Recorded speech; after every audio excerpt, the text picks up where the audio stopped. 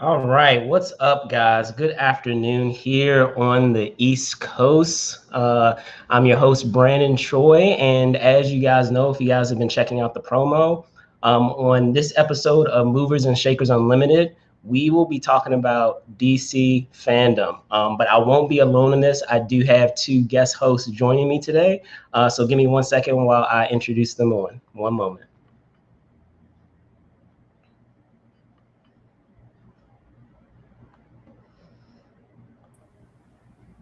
All right, first up, Sherin Nicole. What's going on, Sherin? Hi, Brandon. How are you? I'm good. I'm good. It's good to see you. You All right. too. All right. One more. Give me 1 second. Bring our other guest host on. Travis Hopson. What's going on, sir? Hey, what's going on? Hey, I'm gigantic on this thing. There we go. There we go. Hi, So, Travis. Hey, Sherin, how you doing? I'm good. so again, guys, thanks so much for hopping on and talking about this event. As I said, we'll be talking about DC Fandom. So just for those of you that are out there that may not be familiar of what it is that I'm talking about, apparently, DC is putting together an event of their own with everything that's been going on. Obviously, there are a lot of events out there that we typically are able to attend in person. A lot of conventions that have otherwise been cancel in their physical capacity, but we've been seeing a lot of trends with events now going virtual. So, with that being said, DC, with all the mediums that they have, with TV, with film, what have you, they are putting together a quote unquote con of their own this weekend. So, with that being said, guys, can you just in opening and talking in general about what we've been seeing with a lot of events, what are your thoughts on this event and what you've seen? Sherin, you want me to start? Yeah, go ahead. Well, DC fandom, whatever the heck they're calling this thing. It's basically what it is basically the Warner Brothers panel at Comic-Con that they're not having. I mean, that's basically what it is. I mean, Let's be honest. even the promo art that they've used for a lot of it has featured the triple screenshot that they would use in Hall H. I mean, they're basically using the same stuff they would use for that. So they're putting all that together into what has now become a 2-day event. It was going to be a 24-hour event. They split it up into two, and I think smartly so, putting all of the superhero stuff on this weekend, the 22nd, and sort of the smaller stuff, some of the animated stuff, the cartoons, and the comic stuff over on September 12th and 13th or whatever, which I think is a smart thing to do. And I'm actually really excited for this. A lot more excited than I was for Comic-Con at home, which was a big dud.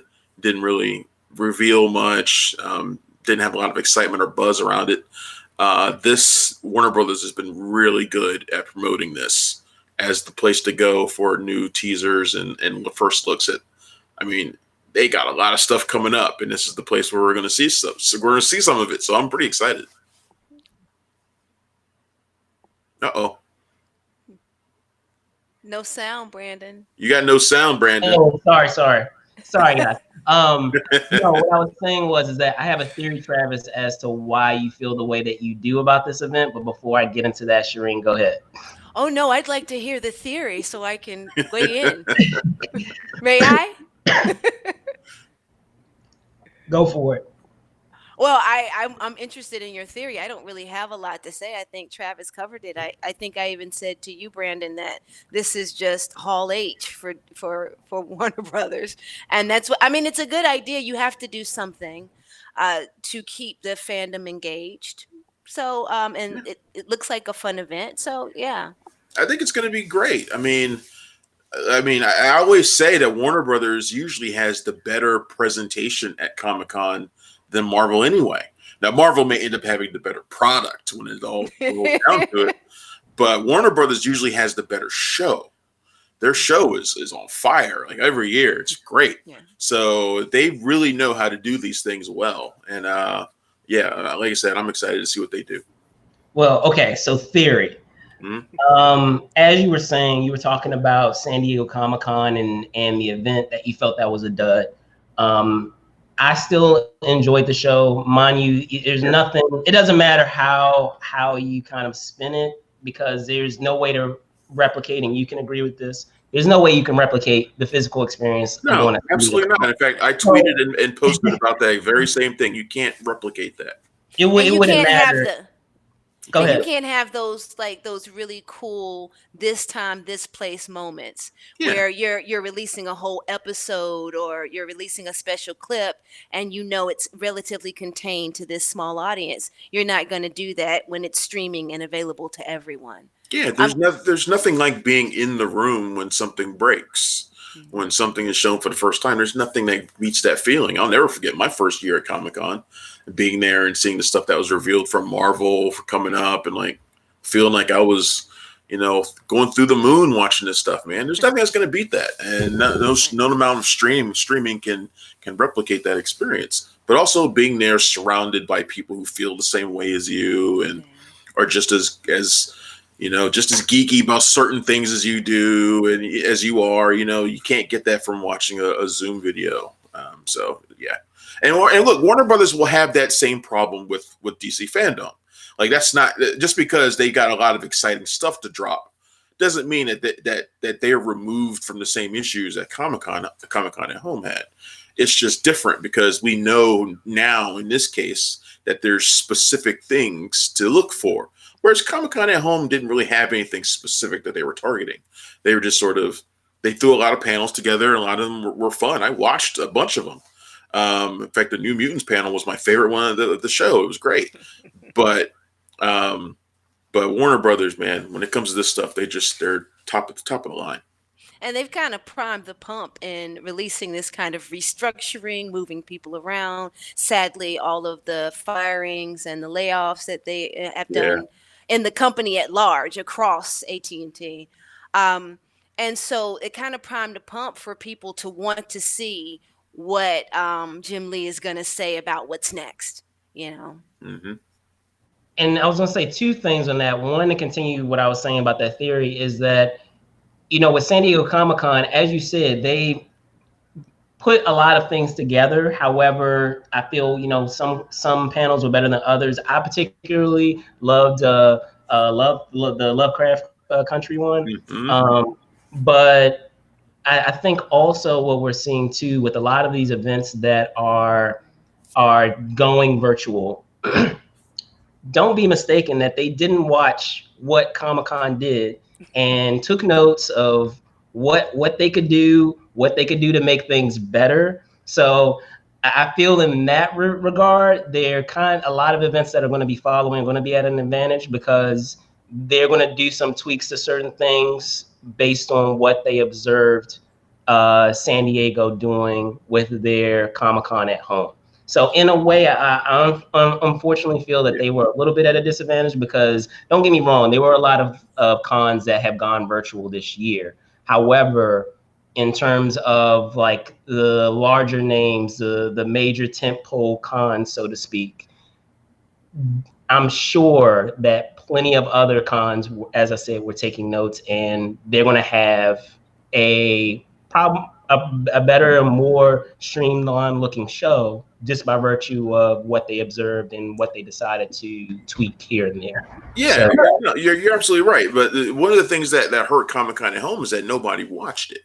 And one of the things that DC Warner Brothers has done to kind of address that is they're actually putting money into the promotion of this. Like, I see TV commercials for DC Fandome all the time.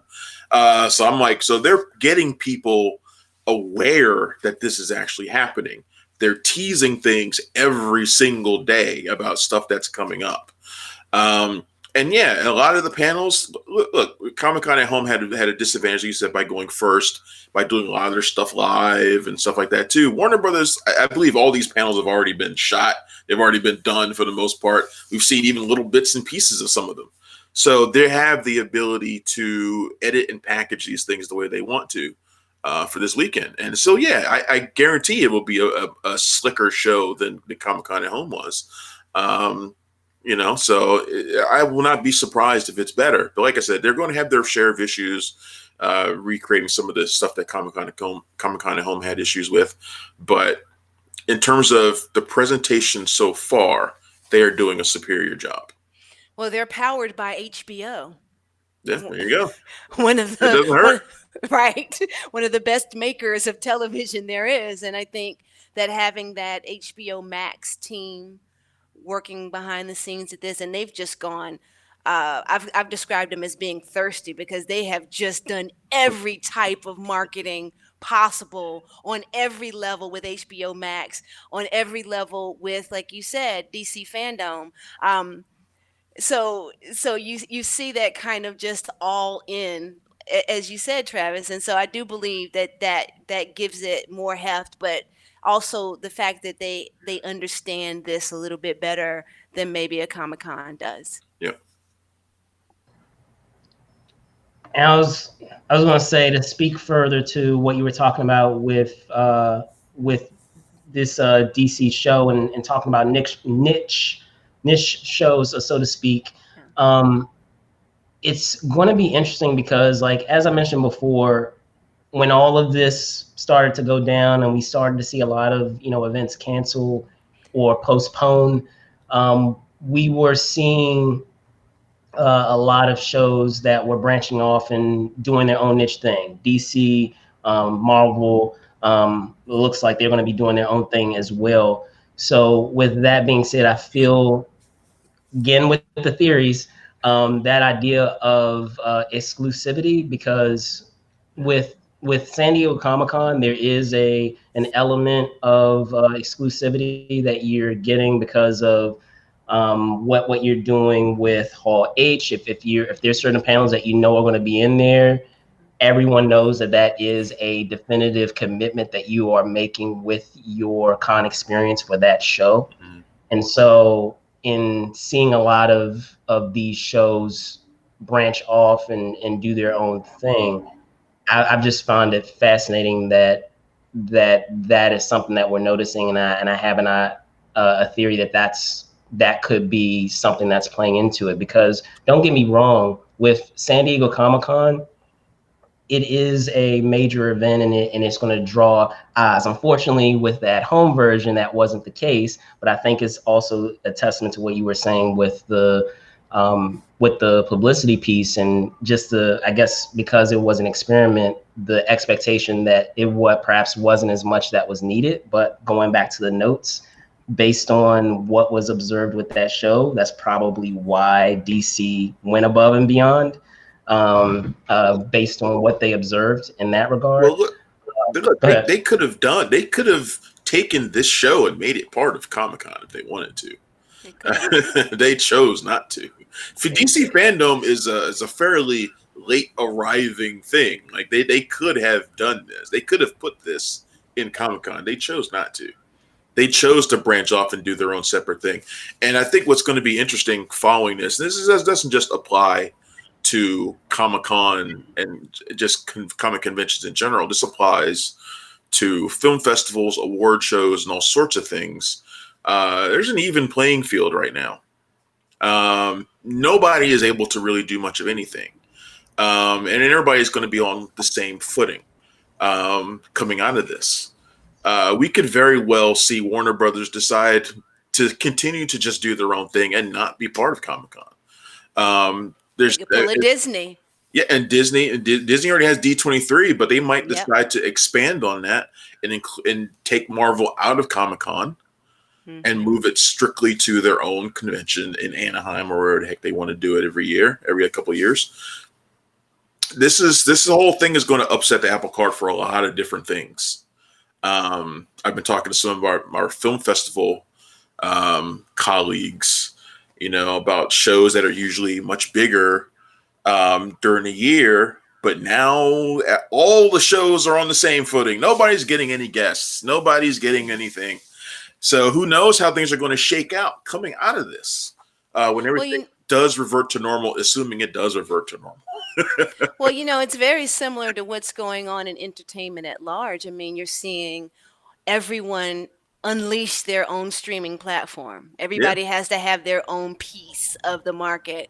And so I think that you have, like, in comic books, you have Diamond faltering. And then, of course, Marvel and DC going, well, maybe we don't need Diamond We anymore. can do our own. We can do distribute our own thing. ourselves. Yeah. And exactly. then, as we've been saying, the pandemic has created this, okay, why make this more complicated? Because I did feel like San Diego Comic-Con was a little bit complicated even. Rather than make it complicated and do all of this big thing and try to replicate something that is very much an emotional thing, we're just going to do our own streaming. I think it's just a sign of the times. And of course, it is influenced majorly by the pandemic, but it also is reflective of the entertainment industry at large. Yeah, agree. Definitely, and you actually jumped ahead, which is perfectly fine. No. I'm saying both of you guys. That's why. That's what happens when you have 3 show hosts on one. Yeah, right. No, it's fine. No, that was actually exactly what my next question was. Is what do you see being the ripple effects of what we're seeing with a lot of these shows? And I mean, again, with not a lot of these niche cons, niche events, but it's also been fascinating too, because I'll be perfectly transparent with you. When it comes to a lot of the cons, I'm very selective about what show or what events I want to go to. But with the luxury of seeing a lot of these panels online, there were a lot of panels that, you know, I had a chance to enjoy that I'll be honest, would have never attended had I not had I gone to the live show, because for those of you out there that are con attendees as well, you guys know this. You know, events are typically placed in conflict with each other just for the purposes of providing everyone an opportunity to see something. Yeah. So, yeah. But what are your thoughts on that, outside of what you were just explaining with niche events or cons, some other like ripples that might happen as a result of what we're seeing? Sherin? I think I said my ripples. I do definitely agree with you about how you do catch more. I mean, it's just easier to turn on a panel and go make dinner, you know. And also, I think that when we're attending cons and things like that, we're very selective because we have to do coverage. Where an attendee is also selected because they want to have time to go spend with their friends or to go buy merch or books or things like that. And when we're sitting at home, and not only are we sitting at home, right, enjoying this, but we also have very limited time out. So yeah, I totally agree with you, but I think the big ripple effect that I see is the one I mentioned in the previous segment a little bit early. I think one of the things we're going to see, and we're already seeing it, is an explosion of these kinds of virtual cons. Number one, but also the collapse of this just as many cons, because putting on an online show may seem like it would be simpler, but it's also more difficult to do what cons are designed to do, which is to make money. And that is the ultimate goal of every con, every festival, every event. It is to produce revenue. Merchandising sales, stuff like that are going to be way down for online virtual cons. It's just not the same. There's no spur of the moment. I'm going to go buy this thing. I'm going to go stand in line and buy this $600 toy. All that stuff collapses. That market collapses with the arrival of virtual cons. That is a very difficult thing to replicate. So you're going to see a lot of these things pop up and then go away just as quickly. I think you're going to see, and there's going to be a few that stand out. Hopefully, Comic-Con gets their almost cussed on your show, but almost gets their crap together for next year, because we don't know if they'll be back to producing a physical show next year or not. We don't know. But hopefully, if we're not able to do that, hopefully they can make Comic-Con at home a better experience all around. They can at least maintain a level to where they used to be to some degree. I want to see them stick around for the long haul. I don't want this to be the thing that does Comic-Con in, is basically what I'm saying, right? And there's a very real danger of stuff like something like that happening. Go ahead. Oh, go ahead. I'm sorry. No, go ahead. I'm done. I was going to say they may have to figure out how to monetize it through advertising. They may have to use sponsorships differently, but I totally agree with you. And on the reverse of what you were saying, it's also we have to look at, as you were mentioning earlier, two things: festivals, like film festivals, smaller festivals, literary festivals, and things like that. Mm-hmm. Some of the smaller versions of these things may just go away because of the revenue they've lost over this year and could lose going into next year. So that's a problem. But also for the vendors, I know there's a comic book that I was a part of, an anthology, and they usually sell X-Men. You're part of the X-Men and X-Men. Is that what it was? Well, Aurora is my middle name, but but just call me Monica Aurora. Yeah. Anyway, but we but they held off release of the book because they usually sell throughout con season. Yep. And that's how they release a book, and they couldn't do that this time. Yep. And so they had to rethink, and I think that we'll see a lot of people. I mean, there's a lot of artists that we know who depend on con season to make that extra money for the year. So Travis, you make a great point. It is going to affect microeconomies in a major Look at way. the number of comic shops that have closed down over the last few months. I mean, they were closing down at a Travis, rapid clip. You're muted. Am I muted somehow? I haven't hit anything. Can you hear me? Can't hear you at all. What happened? Mm-hmm. Is it just me? I can hear you. Oh, weird. Can you guys hear me now? Yeah. Okay. Great. Okay. Now I don't know. I didn't hit anything, so I don't know why I would be muted. But I was saying, look at the number of comic shops that have closed over the last few months. They were closing quickly already, and now they're closing even faster. So it's gonna be tough for everybody.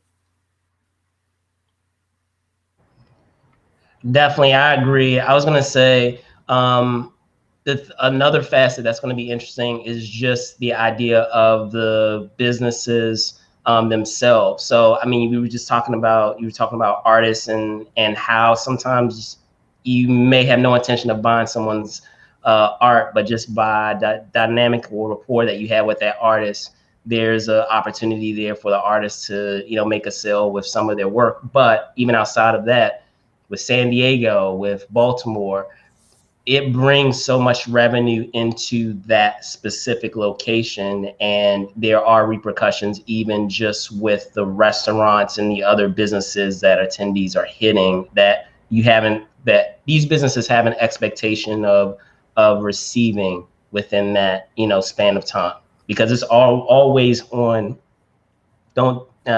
With San Diego, they always are. They have that particular week in their calendars of, okay, we're going to generate this amount of money. So Sherin just disappeared off my screen. It's fine. She'll be back. No. Okay. Just making sure she's coming back. So what are we excited about though from DC Fandome? No, I mean, what are they're pretty much everything that's in the DCEU is represented. So I want to know what everybody's excited about. Well, I'm excited, clearly, Travis, about the movie lineup. Speaking on, that's all I care about. Yeah, speaking on kind of like what we were talking about earlier of borrowing elements from other shows.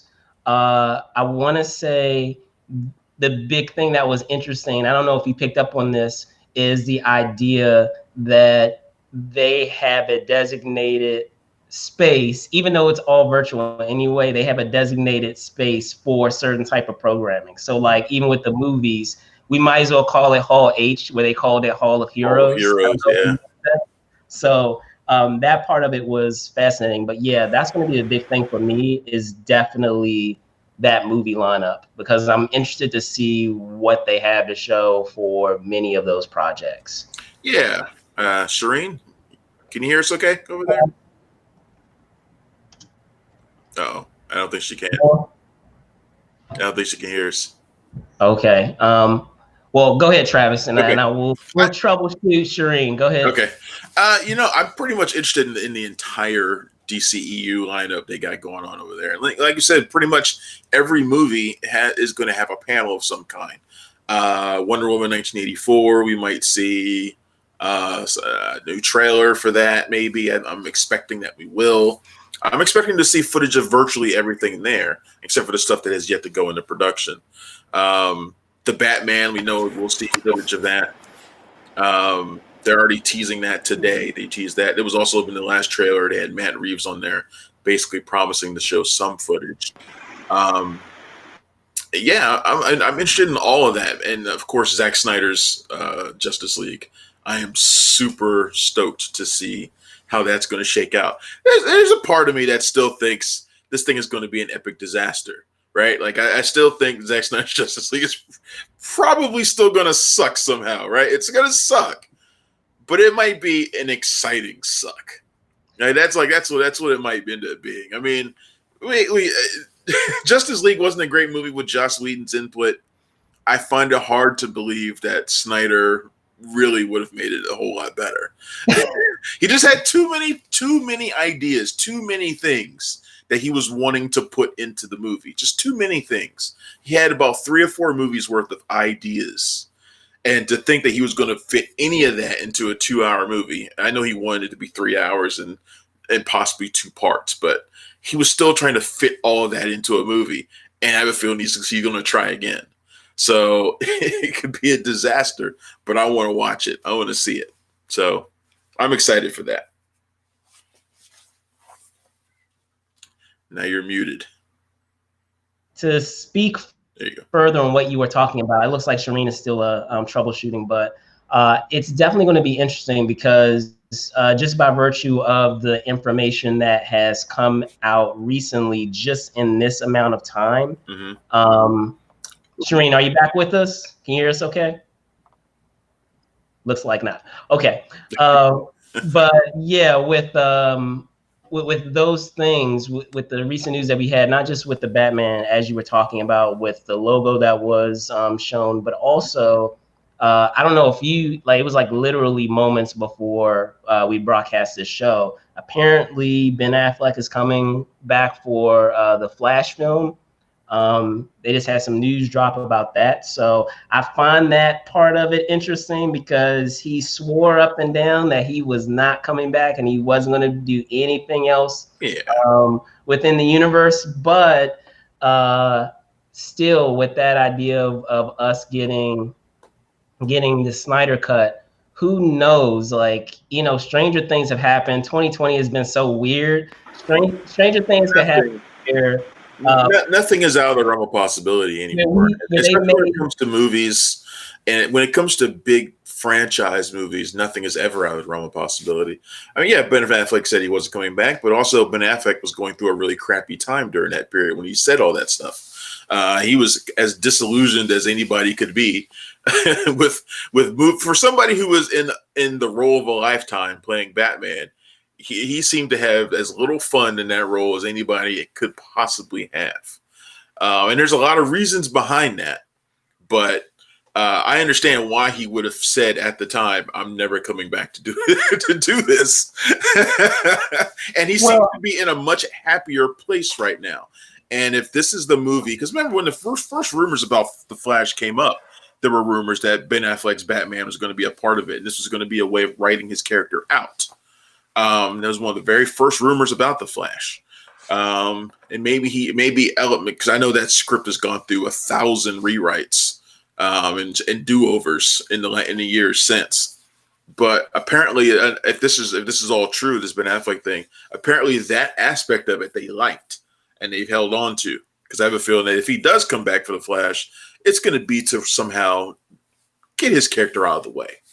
Get his Batman out of the way and clear the decks for another Batman to come in.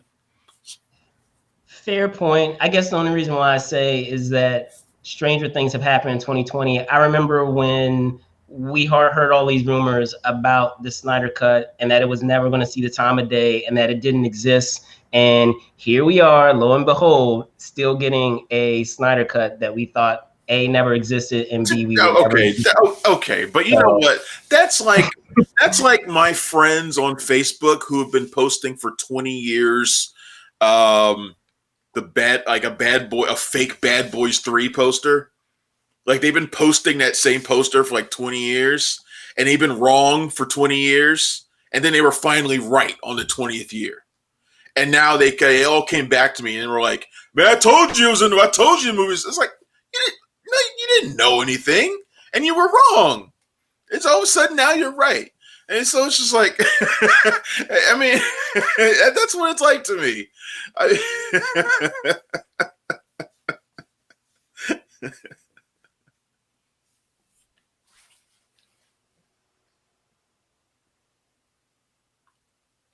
Your sound is out. I know you were playing devil's advocate that this would not that this was always in the cards and that they had already had this going. Still, like with this, the Snyder Cut didn't exist though. I mean, he's putting it together now. I mean, so it's not as if it existed and then it's like, oh well, here it is. No, he's got it. He's doing it. He's doing it now. Well, I guess what I'm saying, what I'm getting at is that not only having Affleck back, which up to this point we assumed that he wasn't coming back, but as we were talking about, a lot of the things that allegedly were happening behind the scenes, not just with as they were doing Justice League, but also apparently what could have been happening while they were trying to put together the Batman that he was going to be attached to. Yep.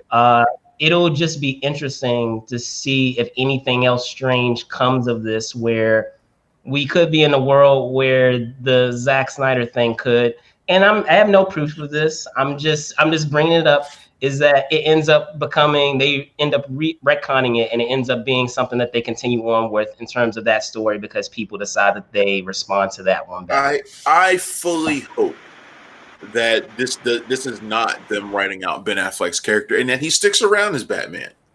That's what I would love to see. I think he's a great Batman, a great an even better Bruce Wayne.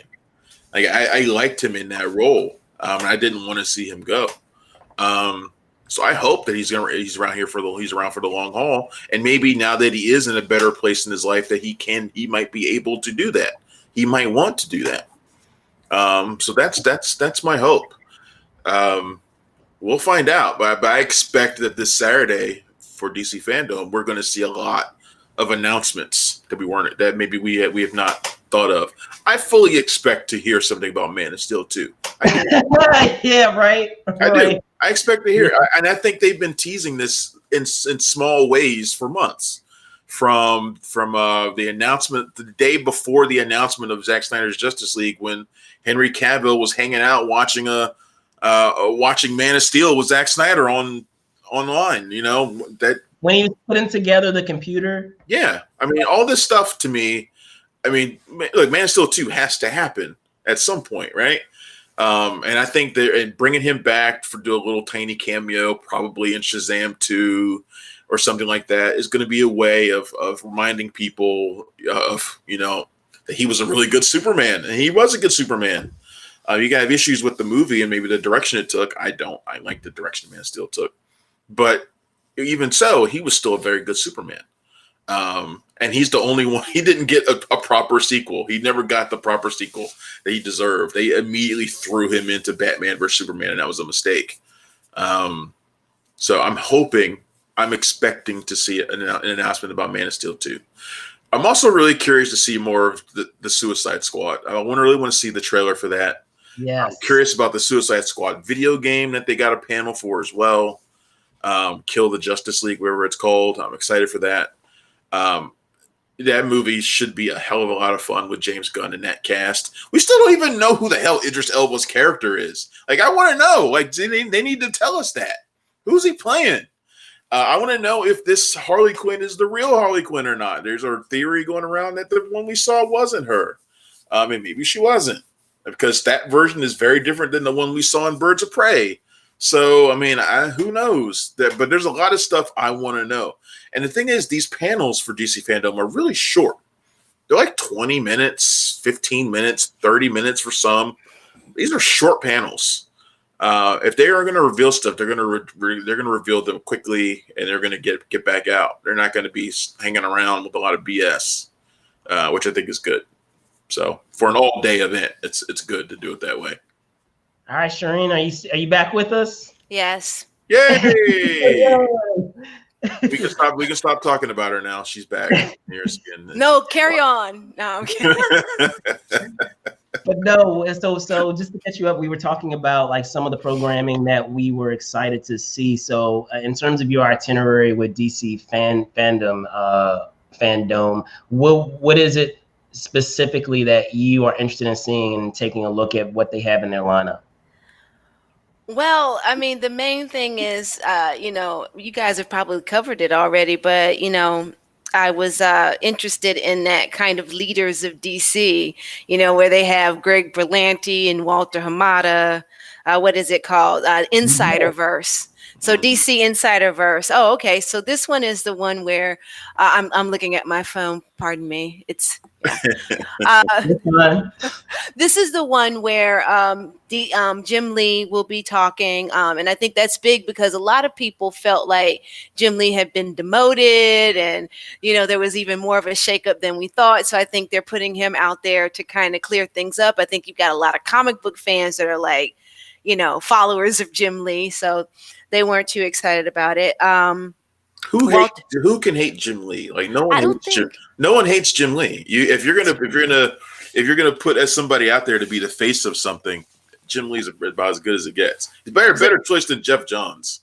Yes, well, and I like Jeff Johns. That's another conversation, though. My goodness. Yeah, we might hear some more Ray Fisher stuff at this DC Fandome too. So who knows? And you have to wonder if they gave Ray Fisher a nudge because in this Insiderverse, if I was allowed to ask questions, I would be like, "So, the Snyder Cut, why?" Yeah. Just why? Did we need slimy alien Steppenwolf? Did we need shirtless Darkseid? Is that a thing we were asking for? Or I'm asking. I need to know. I'm a little weirded out by it. I'm like, yes, let's make more of a movie that failed. That sounds great. So I'm interested in what Berlanti has to say about the Arrowverse with Stargirl moving over there. Where if Titans is going to remain around, if it's going to go away, we know that HBO Max has pretty much taken Doom Patrol, and why wouldn't they? What's going to happen with Young Justice, which is a really great animated series. And then they said, so these are some of the things I'm interested in. What is Walter Hamada, who is the head of DC Films, going to have to say about what we're going to see next, how the films are rolling out? They've promised us that we're definitely getting Wonder Woman next year, but then how does the schedule change? So that's one. Did I ramble? I feel rambly. No, you didn't ramble any more than I did. So not at all. Can I just say, I know it's kind of been the discussion kind of in the background of this entire conversation. And I guess it wasn't really, you can't really control it, but how unfortunate to have this situation with Warner Brothers happened just prior to this show. Like it's just one has to wonder about the marketing of it all. You would think that maybe perhaps for a situation like that, even if it's something that is public, that you would at least hold off on it after this weekend. But yeah. I don't know. Because now you have a shadow over. I feel like even though it's cool, Travis, as you're saying, and I agree with you, it's cool as the lineup of things that we have with this show. We also have that shadow over it as well. The thing is, though, does anybody other than us who follow this stuff every day, does anybody really care? I don't think so. I don't think most people pay attention or even probably realize about layoffs and stuff like that. I don't think they pay that much attention unless it affects them personally. I just don't think it'll. I don't. My point is that I don't think it necessarily casts a shadow over this show, except the people like us. I think it makes people more likely to attend the show. As to thinking, I really do thinking they're going to get some insight, more likely to have the press keep an eye on it that might not usually do that. That's what I think. Yeah, I think like I mentioned earlier, I think the Ray Fisher's allegations probably cast more of a shadow over this stuff than anything else. Yeah. I mean, we don't even know the depth of what was going on during those Justice League shoots, but the stuff he just keeps teasing and alluding to. In fact, there was more today that there's an actual investigation of it going on. That's good. That stuff casts more of a shadow over the DCEU panels, especially the ones that are attended by the people involved in Justice League. That stuff is interesting to me because Rick Fisher's going to be there. He's going to be a part of this thing, and I know if it's anything like SnyderCon or anything like that, he's going to open his mouth and say something else. So who knows? Who knows what could come out of this thing? I will say to play devil's advocate, Travis. I guess the reason why I bring it up is because I'm not saying you're wrong. I'm just saying that I wonder if it has as much of an impact as we think. I guess I understand what you're saying. I guess the only reason why I bring it up is with the group of folks that would be interested in this event. I feel like it is niche enough where they would be keeping up with some of this information that's coming out, especially if it has any impact on DC Comics in any type of way. So that would be my only thing. But with that being said, guys, I was only planning to have a show for 30 minutes, but we carried on way beyond that. So that is terrific. That's awesome. But before I let you go, can you tell folks where they can find each of you? Ladies first. Okay, sure. So you can find me primarily on idobi Radio, idobi Network, and I have a show called Geek Girl Riot. We are on Tuesday nights at 11 p.m. only on idobi Radio. And then you can also find us at any Geek Girl Riot handle. You can find, I'm the writer at punchdrunkcritics.com, creator of that site. I'm also on WETA Around Town on PBS, WBAL Morning News, and occasionally on Good Morning Washington. So I'm in a lot of different places. All right, well, there you guys have it. I guess I can talk today, geez. Again, I want to thank Travis and Sherin for coming on and be guest hosts on Movies and Shakers Unlimited today. Obviously, you can find us on Facebook, which you are watching now, those of you that are watching. You can also find us on Instagram at Movers Shakers Unlimited, on Twitter at Move and Shake UNLTD. You can find me, Brandon Troy, ENT on Twitter, and of course, Brandon Troy _ENT on Instagram. Again, thanks so much for watching, guys. Be safe out there, and see you soon. Bye. Bye.